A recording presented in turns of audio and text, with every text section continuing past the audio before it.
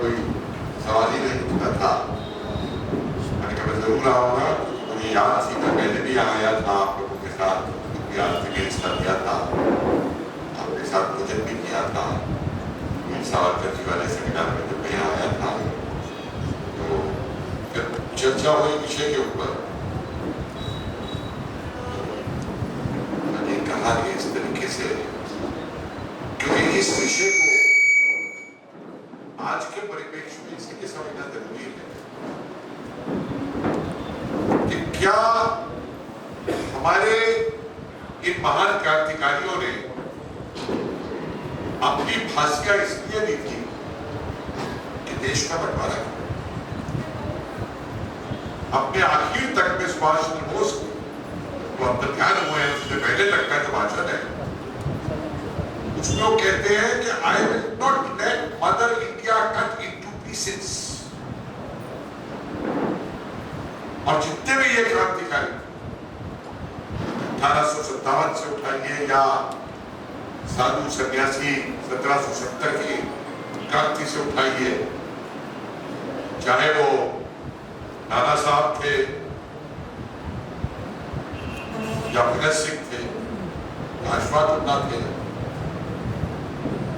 इन्होंने किसी ने भी अपनी जानें जो है वो इसलिए नहीं दी थी कि भारत को बना। इन्होंने अंग्रेजों के साथ बैठ के टेबल पे वार्ताएं नहीं की थी कि भारत को बांटा। वो भी कर सकते थे, वो भी प्रधानमंत्री बन सकते थे भारत के, बंटवा के भारत, लेकिन उन्होंने वो वार्ताएं नहीं। उन्होंने देश के लिए अपनी जान दी। उनका राष्ट्रवाद का एक अपना अलग ही समझ थी, और उस राष्ट्रवाद के आगे उसकी कोई उपमा जो है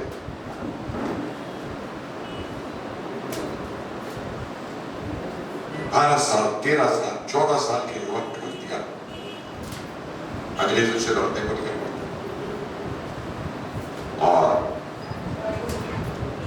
नेताजी ने एक और बात कही थी, आजाद हिंद फौज का जब वो गठन कर रहे थे तो जानते थे कि इस फौज का काम आसान नहीं है, बहुत लोगों को अपनी जान देनी पड़ेगी इस संघर्ष के अंदर। और उन्होंने कहा था कि आप में से जो भी शहीद होगा उस हर शहीद के नाम पे भारत में एक मेमोरियल बनेगा और लोग आज के उस पर फूल बरसाएंगे। और हमारे इन सत्ता के पुजारियों ने, जिन्होंने अंग्रेजों के साथ मेजों पे बैठ करके देश का बंटवारा करके सत्ता हासिल की, उन्होंने आजाद हिंद फौज का नाम ही गायब कर दिया हमारे इतिहास में। करीबन 50 ऐसे लोग थे जिनको नेताजी ने अपने हाथ से वीरता के मेडल दिए। अब आज के नाम भी नहीं था, अब मिले हैं करीबन 40 नाम हमने निकाले, उनको करने जा रहे हैं इस साल में नेताजी की।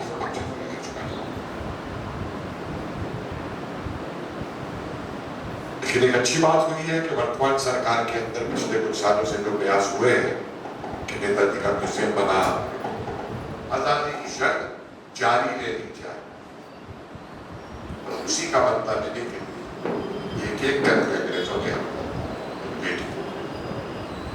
मैं अभी जिक्र कर रहा था कि मेरा बस चले तो मैं इस गाने के ऊपर बैन लगवा दूं इस देश के अंदर। माफ कीजिए, गुजरात में इस बात को मैं कह रहा हूं, गांधी जी की एक अपनी महत्ता है आजादी के आंदोलन में, लेकिन ये गाना बना देना कि दे दी हमें आजादी बिना तीर बिना ढाल, हमें आजादी किसी ने दी नहीं थी, आजादी हमने ली है और बिना तीर ढाल के नहीं ली है। ये गाना हमारे उन सब क्रांतिकारियों का, उन सब आजाद फौज के सैनिकों का, उन 1857 के वीर योद्धाओं का अपमान करता है जिन्होंने जान जो है अपनी कुर्बानियां इस देश को आजाद कराने के लिए अंग्रेजों से लड़ते हुए दी। कृपया अपने बच्चों को ये गाना मत सिखाएं। आज हम एक ऐसी स्थिति में खड़े हैं कि हमको अपने आ जाए, बांग्लादेश से घुसपैठिए आ जाए, जिहादिये आ जाए, उनको ना नागरिकता दे दो जी, सीए लागू नहीं करने में ये क्या राष्ट्रवाद है? तो ये आक्रांता देवो भवे नहीं चलेगा। अतिथि देवो भवे बहुत अच्छी बात है, लेकिन आक्रांता देवो भवे नहीं चलेगा। अब अगर हमें कोई एक गाल पे चाटा मारता है तो दूसरा गाल आगे नहीं करेगा। एक गाल पे कोई चाटा मारता है तो उसको चाटा भी नहीं मारेंगे। आज भारत उस सशक्त स्थिति में खड़ा है कि अगर कोई दूसरा चाटा मारने के लिए हमारी तरफ हाथ भी उठाएगा तो उसके हाथ को पहले तोड़ करके रख दिया। और उसका एक कारण है, किसी भी दुनिया के विकसित देश को उठाकर के आप देखेंगे, किसी भी देश ने अपनी सुरक्षा और सेना की अवहेलना नहीं की। अगर देश को विकास करना है, हम बड़े विकसित थे, हमसे ज्यादा अच्छी अर्थव्यवस्था किसकी थी दुनिया के अंदर? सोने की चिड़िया कहा जाता था, व्यापार था, सब कुछ था। और हम अपनी सुरक्षा में अक्षम रहे, गुलाम बनते चले गए। और उससे इतिहास में सबक लेकर के आज हम इस तरीके से अपने पैरों पे खड़े हो रहे हैं कि हमें कोई गुलाम नहीं। आज ही कल भी एक टीवी चैनल पे था, पाकिस्तान को लेकर डिबेट हो रही थी, तो पानी की नीति को लेकर बातचीत शुरू हुई है। आज पाकिस्तान कह रहा है हमें बड़े बात करनी चाहिए, वो करनी चाहिए। बड़े बड़े लोग अपने इसके ऊपर एनालिसिस और कमेंट्स दे रहे थे। तो मुझसे पूछा तो मैंने एक ही कहा, देखिए ये सब बेकार की बात है। जब तक पाकिस्तान के अंदर वो 8वीं 9वीं शताब्दी की मानसिकता गजवा जिंदा रखी जाती है, जब तक वहां के मदरसों में बच्चों को ये पढ़ाया जाता है कि हिंदू काफिर है, और जब तक ये कहा जाता है कि हिंदुस्तान पे हमको कब्जा करना है, कोई वार्ता पाकिस्तान से आप कर लीजिए, किसी वार्ता का किसी उसका कोई महत्व नहीं। एक साहब बोल रहे हो, तो कह रहे अब जनरल भी कह रहे, मैं कहा जब उनकी ऐसी तैसी होती है तो कहते हैं 2 दिन बाद फिर पलट क्यों हुआ? मैंने कोर्ट किया, मैं कहा सर 1948 अगस्त में जयप्रकाश नारायण जी ने कहा था उस समय, पाकिस्तान के साथ जो युद्ध कश्मीर में हो रहा है इसका फैसला यूएन में नहीं होगा, इसकी फैसला सेनाएं करेगी। लेकिन हमको उस समय भी दगा देकर के पाक ऑक्युपाइड कश्मीर बना दिया गया, और आर्मी की एडवाइस के बाद हमारी सेना को वापस। हम याद करते हैं भगत सिंह जी को, सुखदेव जी को, राजगुरु को। एक नाम हम इनके साथ अक्सर भूल जाते हैं, जतिन दास,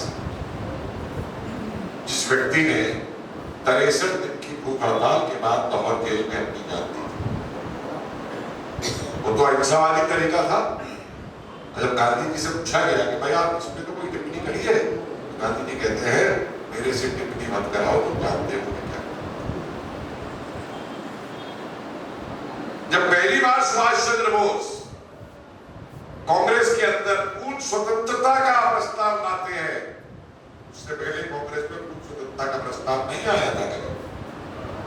गांधी जी विरोध करते हैं, कहते देश अभी इस काबिल नहीं बना के उसे स्वतंत्रता दी जाए। अरे हमारे क्रांतिकारी 1770 से तब से अंग्रेज देश में आया है, उससे लड़ रहे हैं, उसका जवाब दे रहे हैं, और आप कह रहे हैं कि देश इस काबिल नहीं मिला कि उसे स्वतंत्रता दी जा सके। क्या विचार था? भारत के अंदर कोई भी भारत का क्षेत्र ऐसा नहीं है जहां अंग्रेज ने अपनी कब्जा करने की कोशिश की हो और भारतीयों ने उसका जवाब ना दिया हो प्रतिरोध देकर। चाहे वो जनजातियों में गया तो मुंडा विद्रोह होता है, सत्तर विद्रोह होता है, राजाओं से गया तो एंग्लो सिख वॉर होती है, मराठा से युद्ध होते हैं, किसानों से आंदोलन होते हैं, किसी भी क्षेत्र में आप चले जाए। और ये कह देना कि भारतीय जो चुपचाप थे और अंग्रेज जीत के ले गए और ये ले गए, मतलब भारत की जो विविधता की गाथाएं हैं तो एकदम पीछे बन। अभी मैं म्यूजियम बना रहा था इसका साउंड एंड लाइट शो बुलारपुर का, एक ऐसा चरित्र मुझे महाराणा तुलसीबाई का कि 15,000 सैनिकों को लेकर उसने बुलारपुर में हमला किया। और जो औरंगजेब का वहां पे वो मुगल से बलसरार था उसको मारा। ऐसे चरित्रों को हमारे यहाँ नहीं पढ़ते हैं। और एक ऐसी चित्रण कर दिया जाता है कि हमारी महिलाएं तो बड़ी दब्बू है, हमारी महिलाओं पर बड़ा अत्याचार होता था, उनको घर में दबा के रखा जाता था, उनसे घर का सारा काम कराया जाता था। अरे भाई, घर का काम करना भी कोई आसान बात नहीं है। मैं समझ सकता हूँ कि एक संयुक्त परिवार में जब परिवार की सबसे बड़ी महिला उस परिवार को चलाती थी, तो आपका आज का IIM का इकदाम का पास किया हुआ MBA भी नहीं चला पाएगा उस तरीके से जिस तरीके से वो महिला चला। आज मुझे कोई कहता है कि महिला हाउसवाइफ है, मैं कहता हूँ गलत। हाउस एग्जीक्यूटिव घर चलाना कोई आसान काम नहीं है जिसे तुम तब्बू दबा करके डाल देते हो। और कौन सा समय भारत के इतिहास में ऐसा नहीं है कि जब को देश को जरूरत पड़ी हो तो भारत की महिला उठ करके ना खड़ी, चाहे वो रानी दुर्गावती ने, चाहे वो आपका कानपुर के अंदर रही हो, क्या नाम याद आ जाएगा मुझे, चाहे मनकाबाई रही,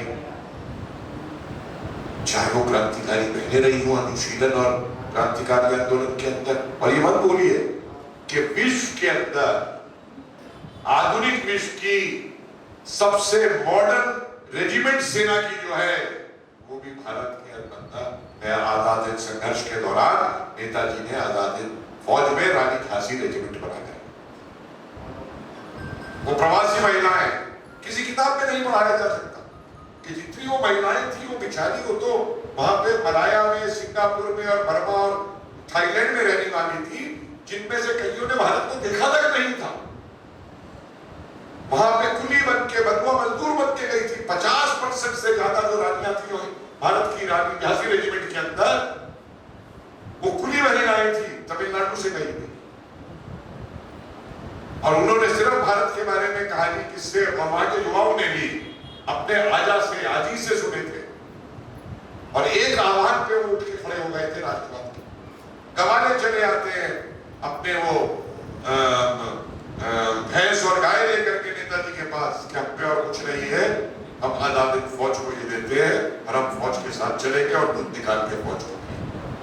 बूढ़ी माँ जब नेताजी को तोड़ा जाता है सोने में और कुछ कमी रह जाती है रंगून में, तो उसके बच्चे की मृत्यु हो चुकी है, उसका फोटो एक फ्रेम में है सोने के, वो फोटो निकाल के उस फ्रेम को उसमें डाल देती है। नेताजी उसके पैर छूते हैं, दुर्भाग्य से उसका का नाम भी नहीं जाना। ये है राष्ट्र। जो आज ये जो टुकड़े टुकड़े के नारे लगाने वाले आज सिखा रहे हैं देश को, एक बात सबके लिए समझनी बहुत जरूरी है, और विशेष तौर से हमारे युवा के। ये टुकड़े टुकड़े गैंग की या अराजकता, मोदी जी ने तो उन्हें आंदोलनवादी बताया, मैं अराजकतावादी बोलता हूं। इनका उद्देश्य क्या है? कम्युनिस्टों का उद्देश्य क्या है?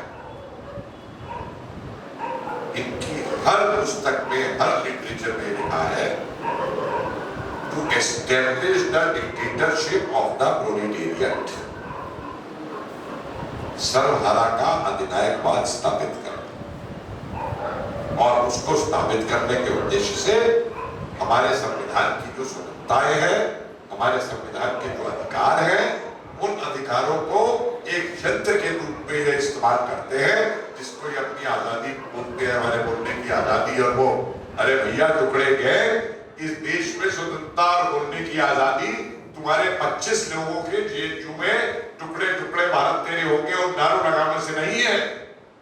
आज मेरे देश की आजादी अगर बची हुई है, मेरे अधिकार बचे हुए हैं, मेरी स्वतंत्रताएं बची हुई हैं, आज मेरा देश संगठित और एक है, मेरा संविधान बचा हुआ है, तो इसलिए बचा हुआ है कि मेरे देश का जवान सियाचिन में खड़ा होके, रन ऑफ कच्छ में खड़ा होके, बर्मा के उधर जंगलों में खड़ा होके 24 घंटे इस देश की सुरक्षा करता है।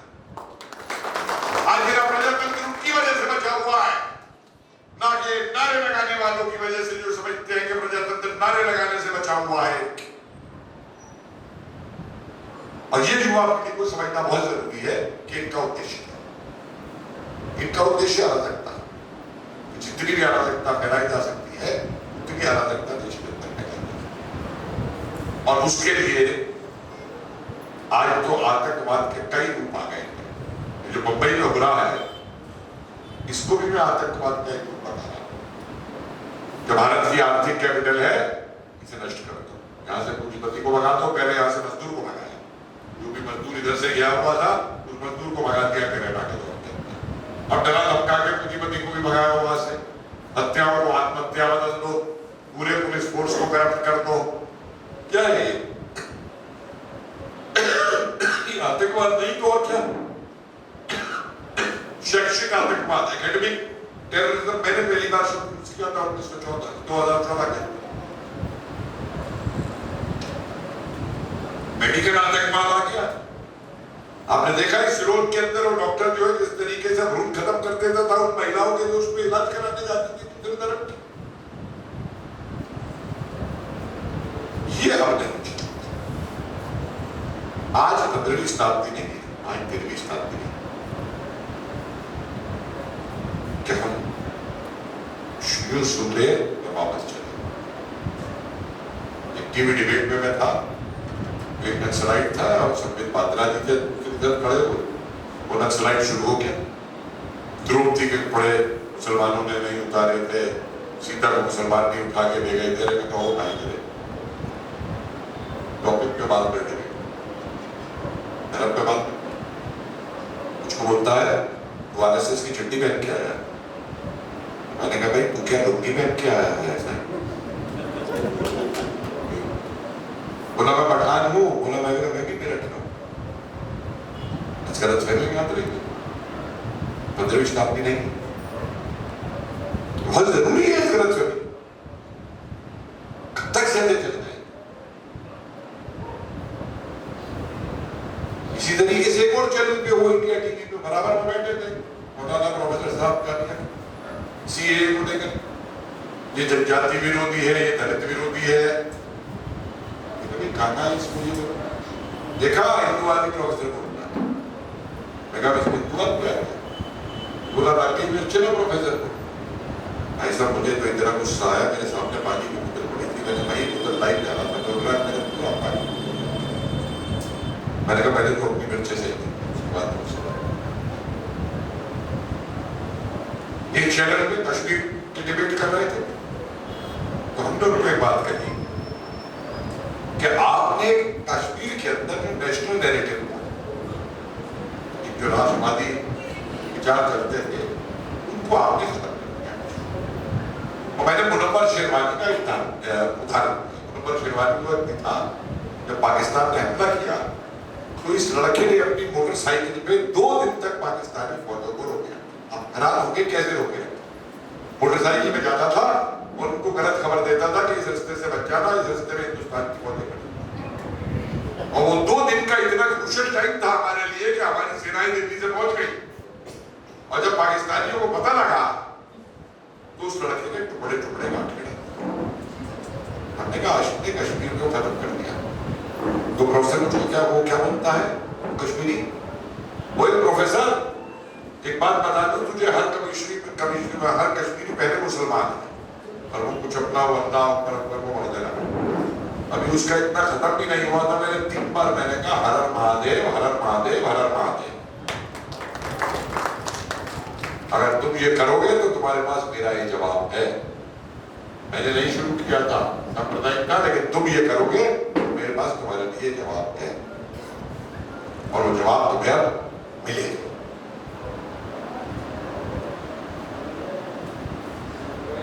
एक और कम्युनिस्ट में अजीब तरीका है, भगत सिंह जी को लेकर विचार करते हैं कि भगत सिंह जी कम्युनिस्ट,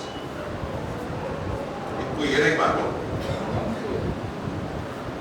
कि भगत सिंह हो, चाहे सुखदेव हो, चाहे राजगुरु, चाहे कितने भी क्रांतिकारी हो, इनकी विचारधारा सिर्फ एक थी, वो थी राष्ट्रवाद।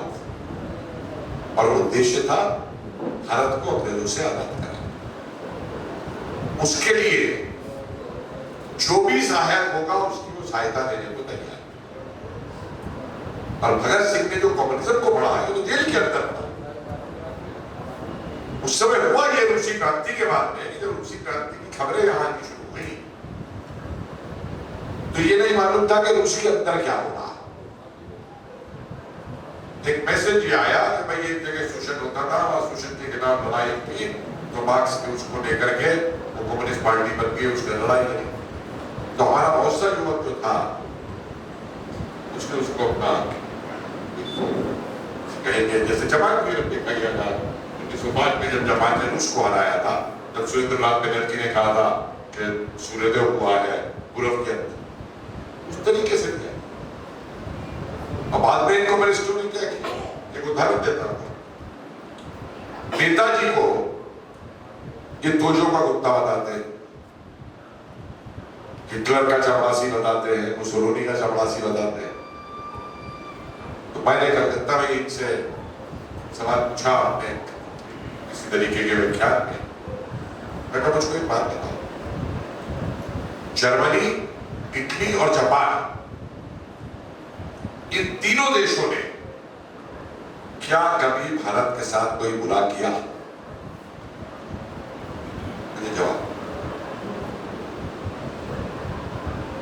नेताजी ने तीनों देशों में मदद की। वो अपने देश में क्या कर रहे थे, नेताजी ने साफ कहा कि इसकी मेरा उद्देश्य अगर इसको हराना है, उसके लिए जो मेरी मदद करेगा मैं उसका साथ दूंगा। लेकिन तुमने कम्युनिस्टों क्या किया? तुमने तो अंग्रेजों की मदद की दूसरे विश्व युद्ध के अंदर, उन अंग्रेजों की जो 175 साल से हमारा शोषण कर रहे थे, हमारे यहां नरसंहार कर रहे थे, हमारे देश को लूट रहे थे। तुमने तो उन अंग्रेजों की चाकरी की, तो तुम किस मुंह से नेताजी पे आरोप लगा देते हो? और इनका दोगला मत देखिए कि जब तक हिटलर और रूस के बीच में समझौता रहा, 1938 में उन्होंने नो वॉर पैक्ट किया था आपस में, तब तक भारत के कम्युनिस्टों के लिए हिटलर फासिस्ट नहीं था, नाजी फासिस्ट नहीं थे, तब तक वो इंपीरियलिस्ट वॉर थे। और अगर जर्मनी ने हमला कर दिया रूस के ऊपर, तो वो पीपुल्स वॉर बन गई और हिटलर फासिस्ट बन गए। पाकिस्तान की डिमांड को इन्होंने सपोर्ट किया। इनके 3 बड़े कामरेड गए थे पाकिस्तान में सीपीआई बना दो, तीनों को लियाकत अली ने पकड़ करके फांसी की सजा दे दी थी। फिर ये नेहरू पे भागे थे कि हमें बचाओ, इनको वापस लाओ, वापस आए, उमर अशरफ एक थे। और कब तुमने देश का साथ दिया? सर 62 में तुमने क्या किया? और आज तुम क्या कर रहे हो? विशेष तौर से मैं राष्ट्रवाद को लेकर आज देश के युवा को सचेत करना चाहता हूं। ये अपने आप को कम्युनिस्ट कहते हैं, ये नक्सलाइट और ये कहते हैं हम गरीब जनता के साथ हैं और गरीबों के और सरवारा और मजदूरों के साथ हैं। भैया आज तुम उसके साथ हो जो देश दुनिया का सबसे बड़ा महाजन और साहूकार बना हुआ है, जो देश पूरी दुनिया को अपनी महाजनी से अपना गुलाम बनाना चाहता है, जो देश दूसरे देशों को ऋण दे करके उन्हें ब्लैकमेल कर रहा है। पाकिस्तान का हाल आपके साथ, तुम उनके साथ हो। तुम शांति की बात करते हो, तुम उस देश के साथ हो जिसने दूसरे देशों की जमीनें हड़प रखी है। एक डिबेट में मैंने कहा था, मैं चीन वाले बड़े पुराने नक्शों की बात करते हैं, तो भाई जरा मिंग काल के और चिंग काल के भी नक्शे निकाल लें, क्योंकि जो चीन की दीवार बनी थी वो दीवार चीन के राज्य को बचाने के लिए बची थी, और उस दीवार के बाहर की जितनी भूमि अब चीन के पास है वो तो सारी इसने दूसरों से खोजी हुई है। मैं तो बार बार कहता हूं कि हमारी सरकार को अपने नक्शे में जो है तिब्बत दिखाना चाहिए, इंडो तिब्बत बॉर्डर बोलना चाहिए। हम क्यों कहते हैं इंडो चाइना बॉर्डर? ये कम्युनिस्ट उनके साथ है। और फिर मैं एक और सवाल इनसे पूछना चाहता हूं, हिंदुस्तान में ये बड़ा रोष चिल्लाते हैं कि साहब हिंदुस्तान के अंदर आजादी नहीं रही है, प्रजातंत्र खत्म हो गया है, देश में रहना भारी हो गया है, ये परखादात और ये राजनीति संदेशाई ये सारे जाकर के बाहर देशों में विदेशों में भाषण देते हैं। भैया मेरे, अगर भारत के अंदर प्रजातंत्र नहीं होता और आजादियां खत्म हो गई होती तो ये जो तुम बकवास करते फिरते हो, तुम 1 सेकंड भी नहीं बोल पाते, तिहाड़ जेल के अंदर बंद पड़े हुए। और दूसरी तरफ मुझे एक ऐसा देश दुनिया में दिखा दो कम्युनिस्ट मुझे बता दो, चीन तो कम्युनिस्ट है ना, कौन सी स्वतंत्रताएं चीन ने अपने देशवासियों को दी? बच्चे पैदा करने तक की दे दी थी, ये नहीं बच्चा पैदा बोलने की, मैं 3 बार छोड़ दिया। तो मैंने एक टूरिस्ट गाइड जो था हमारा, उससे पूछा, मैंने कहा चीन में भ्रष्टाचार है क्या, रिश्वत चलती है क्या? चुप रहा। फिर मैंने पूछा, कहता मैं आपको एक कहानी सुना देता हूँ। कहता जी हमारे यहाँ बिल्कुल रिश्वत नहीं चलती, बिल्कुल भ्रष्टाचार नहीं चलता, लेकिन हमारे यहाँ जुआ खेलना है अलाउड है। और जो बॉस होता है वो अपने सारे ठेकेदारों के साथ और जूनियर लोग हैं उनके साथ जुआ खेलता है, और जुआ पे बॉस कभी नहीं हारता। त्रुटि जो चीजें वहां हो रही है, जिस तरीके की चीजें हैं, बिना उसको सोचे समझे ये हमारे युवक को यहाँ भ्रष्ट करने के लिए लगे हुए हैं। एक चीज और ध्यान रखिए जो मैंने शुरू में कही, 72 साल तक हमारा बेवकूफ बना दिया गया है कि 15 अगस्त के दिन हमें आजादी मिली। मैं 3 डॉक्यूमेंट आपके सामने रख रहा हूं, निर्णय आप खुद ले लीजिए कि क्या हम 15 अगस्त को आजाद हुए। 3 डॉक्यूमेंट और 1 इवेंट। 1948 22 जून का लंदन गजट है, गूगल कर लीजिएगा। उसमें लिखा है कि 22 जून 1948 के दिन से किंग जॉर्ज 6 ने भारत का सिंहासन छोड़ दिया। मार्च 1948 का एक पत्र है नेहरू का, किंग जॉर्ज 6 को लिखा हुआ, जब राजगोपालाचारी को गवर्नर जनरल दूसरा बनाया जाना है तो उस गवर्नर जनरल को बनाए जाने की अनुमति नेहरू अपने कैबिनेट के बिहाफ के ऊपर जॉर्ज 6 से ले रहे हैं। तीसरा डॉक्यूमेंट अभी मैंने देखा, इंग्लैंड के प्रधानमंत्री एटली की जो कैबिनेट मीटिंग थी मई 1947 की, उसके मिनट में ये लिखा है कि अब कांग्रेस के नेता ये कह रहे हैं कि हमें डोमिनियन स्टेटस दे दो, आजादी हम बाद में ले लेंगे।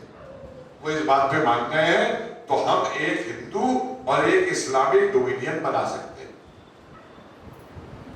और उसके बाद में जितने भी दस्तावेज और वो सब है, उनमें सब में premier of Indian dominion, premier of Pakistan dominion लिखा जाता है। यूनियन जैक का झंडा भी नहीं उतरा था 15 अगस्त को वाइसरॉय की कोठी में, हमारा झंडा ऊपर चला गया था। और इससे बड़ी विडंबना इस देश की हो सकती है क्या कि जिस देश ने हमारे ऊपर 175 साल तक शासन किया, शोषण किया, नरसंहार किए, उस देश के आखिरी प्रतिनिधि को हम अपना पहला गवर्नर जनरल बना लें और उसको रातों रात हम लॉर्ड माउंटबेटन से पंडित माउंटबेटन बना लें। गांधी जी का एक वक्तव्य मिलता है जून 1947 का, प्रार्थना सभा के बाद में कह रहे हैं, लोग मुझसे पूछते हैं कि क्या सरकार के नेतृत्व में कुछ परिवर्तन होगा, आजादी आने वाली है। We need a Cambridge educated hero boy to deal with the Britishers. हमें कैम्ब्रिज में पढ़ा हुआ हेरो यूनिवर्सिटी का लड़का चाहिए अंग्रेजों से डील करने के लिए। ये उस महान व्यक्ति के शब्द हैं जो कहते थे कि हम स्वदेशी हैं, जो स्वदेशी किसानों की बात करते थे, स्वदेशी नेतृत्व की बात करते थे, लेकिन अंग्रेजों से डील करने के लिए उनको एक कैम्ब्रिज एजुकेटेड हेरो बॉय चाहिए।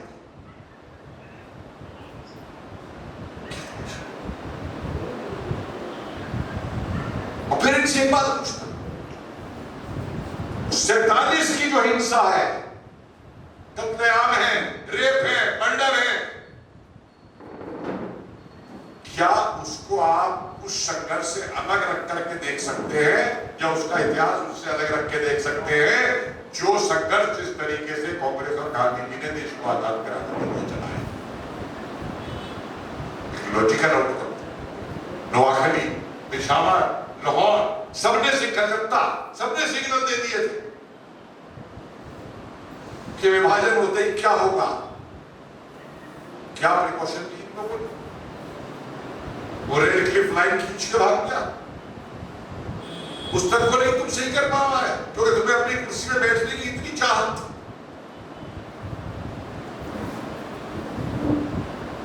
ये राष्ट्रवाद सरदार पटेल ने एक चिट्ठी लिखी थी, गूगल पे मौजूद है, नवंबर 1949।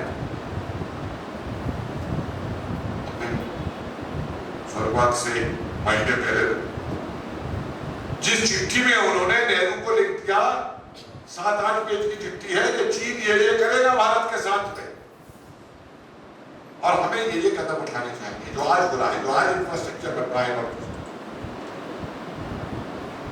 नेहरू उठा दिया। ये राष्ट्रवाद है कि सेना अध्यक्ष कह रहे हैं कि जब तक हम कश्मीर से पाकिस्तानियों को बाहर ना निकाल दें तब तक युद्ध विराम मत करना। और आप माउंट बैटन के कहने में युद्ध विराम कर, इतना प्रेम है आपका माउंट बैटन से। तो ये कश्मीर किसने खड़ा किया? ये मवाद 370 कौन लाया? ये राष्ट्रवाद है कि एक ही देश के अंदर आप 2 विधान बनाएंगे। और आज का राष्ट्रवाद देखिए, आप सीए की बात करिए, आप 370 को हटाने की बात करिए, तो महान युवा नेता 54 साल कितने का हो गया है? और क्योंकि नेहरू ने लगाया था वो 370 वापस लाएगा, वो सीए वापस लाएगा। मैनिफेस्टो में वो पार्टी दिख रही है। अरे जिस देश के संविधान ने का अंग जो बन गया है पार्लियामेंट से पास होकर के, उसका विरोध करके उसको उठाने का जो पार्टी कहती है, क्या वो पार्टी राष्ट्रवादी है? जो पार्टी चीन से गुप्त समझौता करती है, बड़ा बोलते हैं कि मोदी जी ने झूला झुलाया, अरे वो तो सामने झुला रहे हैं झूला। और मैंने उसका भी जवाब दिया था, मैं कहा झूला जरूर झुलाया था मोदी जी ने, लेकिन उस झूले में नीचे एक कील भी थी, जिस कील को पकड़ नहीं पाया था जिनपिन। अब वो ऐसी चुभ रही है जिनपिन को कील कि उसकी तबीयत कुछ हो रही है जिनपिन की। लेकिन तुमने क्या किया? तुम तो गुप्त समझौता करके आए। ये तुम्हारा राष्ट्रवाद है कि तुम सैनिकों को बाहर निकालोगे, सेनाओं को बाहर निकालोगे? जो पाकिस्तान कहता है वो करोगे, बागपोर्ट में प्रश्न उठाओगे, सर्जिकल स्ट्राइक में प्रश्न उठाओगे। लेकिन सबसे खुशी की बात यह है आज, जिससे हम जैसों को बड़ा प्रोत्साहन मिलता है, मैं देख रहा हूं कि आज का युवा बहुत सचेत है। आज का युवा और हर चीज पे प्रश्न पूछ रहा है, और एक प्रश्न के बाद में 3 प्रश्न और पूछ रहा है। और खाली कोई बात नहीं है, पहले ये होता था कि जो बच्चे पॉलिटिकल साइंस आर्ट साइड वाले होते थे केवल वो इस तरीके के प्रश्न पूछते थे। आज बड़ा अच्छा लगता है कि जब एक कंप्यूटर ग्राफिक्स कर रहा हुआ, कंप्यूटर एनिमेशन करने वाला, एक इंजीनियर, एक मेडिकल करने वाला विद्यार्थी जो है, जब वो इन सवालों को पूछता कि क्यों मेरे अतीत को मुझसे छुपाया गया, क्यों मेरे अतीत को मुझसे दबाया गया। इतिहास जो है, आप इतिहास को तोड़ मरोड़ सकते हैं, इतिहास को दबा सकते हैं, लेकिन इतिहास को मिटा नहीं सकते।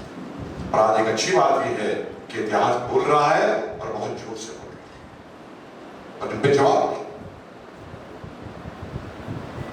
सावरकर जी को लेकर जब मैंने सबूत निकाला, बोलते रहते हैं कि सावरकर माफीनामा लिख दिया था, माफीनामा लिख दिया था, और जब मैंने सबूत दिया आजाद हिंद फौज के अंदर लोग भर्ती हुए सावरकर जी के कहने के ऊपर, और सारा निकाल के दिया। भाई क्रांतिकारी लोग अपनी योजनाएं जो है चिल्ला के अखबारों में नहीं बताते।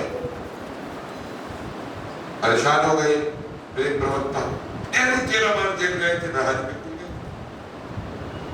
मैं एक बात बताओ, क्या उनको कभी जेल में हंटर पड़े? क्या उन्हें जेल में कभी कोड़े लगे? क्या उन्हें कभी जेल में एकांतवास में रखा गया? उनके लिए तो स्पेशल कुक होता था जेल के अंदर। अगर खानसामा भी अच्छा नहीं आता, खानसामा भी बदल दिया जाता था। और मैं कहा नाभा के लिए जो मांगा था मोतीलाल नेहरू ने जवाहरलाल को नाभा की जेल से छुड़ाने के लिए, वो कहा गया? वो नेहरू है। जब हमारे क्रांतिकारियों को अंडमान की जेलों से मुक्त किया गया 1937 के अंदर, और जनता उनका स्वागत करने के लिए जुलूस निकाल रही थी। चिट्ठी मौजूद है मेरे। वो सर्कुलर निकालते हैं कांग्रेस अध्यक्ष के तौर पे कि ये तुरंत इनका स्वागत और ये एलिगेशन बन गई, ये इनका स्वागत और ये वेलकम इनका जो है और जो इसमें प्रोसेशन दिखाने जा रहे हैं उनको बंद कर दिया जाए। क्यों? क्योंकि वाइस रॉय साहब ने गांधी जी को बताया कि तुम ये क्या करवा रहे हो, तुम इनका स्वागत कर रहे हो, ये तो क्रांतिकारी थे और इससे तो तुम्हारी विचारधारा पे असर पड़ेगा, फिर क्रांतिकारी विचारधारा आ जाएगी। और गांधी जी नेहरू को कहते हैं और नेहरू फिर वो सर्कुलर निकालते हैं। ये इतिहास में दबा के सामने नहीं ना। मुझे मालूम है कर्फ्यू और समय क्यों है, इसलिए एक बात कहकर राजस्थान पे अपनी बात खत्म करूं। जेएनयू में एक लेक्चर देना था स्टाफ को, जानबूझ के खड़े होकर naxalite, what is this nation, what is nationalism, क्या होता है राष्ट्र, क्या है राष्ट्र, जवाब दीजिए। बैठिए, तो बेटा एक बात बताओ, तुम क्या रहते हो उसे क्या बोलते हो? अगर तुम्हारे घर पे कोई हमला करे क्या करोगे? भाग जाओगे या उबार कर पिट कर दोगे उसको या बचाओगे? बचाएंगे। बेटा जिस जो तुम्हारा घर बना हुआ है ना वही देश और उसकी रक्षा करना राष्ट्रवाद। इससे सिंपल आसान परिभाषा में राष्ट्र और राष्ट्रवाद की नहीं दे सकता। मैं बड़ा आदमी हूं, मैंने यूरोपियन नेशनलिज्म की थ्योरीज नहीं पढ़ी। लड़की उठ के खड़ी हुई। आज के ग्लोबलाइज्ड वर्ल्ड के अंदर what is the relevance of nationalism? आई तो ग्लोबल सिटीजन। मैंने कहा हाँ जी बिल्कुल। ये बताओ कि भारत में क्यों रहती, किसी ग्लोबल कॉलोनी में जाके क्यों नहीं रहती, ग्लोबल सोसाइटी में जाके क्यों नहीं रहती? पासपोर्ट भारत का क्यों बनवा रखा है? नौकरी भारत में क्यों करती हो? खाती भारत का क्यों? सब कुछ भारत का करोगी और बात ग्लोबल करोगी देश के ऊपर? ये नहीं चाहिए। इतिहास पढ़ाते थे, कई बार कारण देखते थे हम गुलाम क्यों हुए, क्यों हारे, पुस्तक में देखा, शोध में देखा, लेकिन आज अपनी आंखों से वो कारण सामने दिखाई देते। मेरी सत्ता में दिखाई नहीं चाहिए, मेरी सत्ता आए क्यों चली, मेरे स्कैम क्यों चली, मेरी बेईमानियां क्यों चली, मुझे पावर में वापस आना है, देश को आग लगे। जो परंपरा जो कुछ राजनीतिक दल इसमें चला रहे हैं ये परंपरा नहीं चलेगी और इस परंपरा का जवाब हमारा युवा देगा, हमारे क्रांतिकारियों से, जो उन्होंने जिस राष्ट्रवाद की उन्होंने घटना की थी, जिस आजादी के लिए वो लड़े थे, उसको अपना दायित्व मान करके वो चले। उससे कलकत्ता रेडियो में एक प्रोग्राम हुआ हॉरिजन्स में, उसने बच्चे ने कहा कि 2 लाइनों में आप नेताजी की वो बता दीजिए। मुश्किल सा लगा, फिर मैंने कहा मैं 2 शब्द में बता दूंगा और 1 लाइन। मैं क्या बोली? मैंने कहा जय हिंद। जय हिंद के 2 शब्द जो है ये पूरे के पूरे नेताजी की व्याख्या कर देते हैं, उनके मातृ प्रेम की, मातृ सेवा की, उनके राष्ट्रवाद की, उनके संघर्ष की, उनके नेतृत्व। जय हिंद।